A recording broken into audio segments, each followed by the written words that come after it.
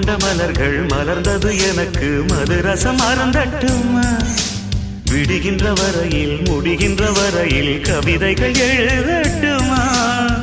முத்தம் என்ற கடலில் முத்து குளிப்போமா அழகு அழகு ஓ நீ நடந்தால் நடையழகு அழகு நெருங்கி வரும் இடையழகு அழகு வேலெறியும் விழியழகு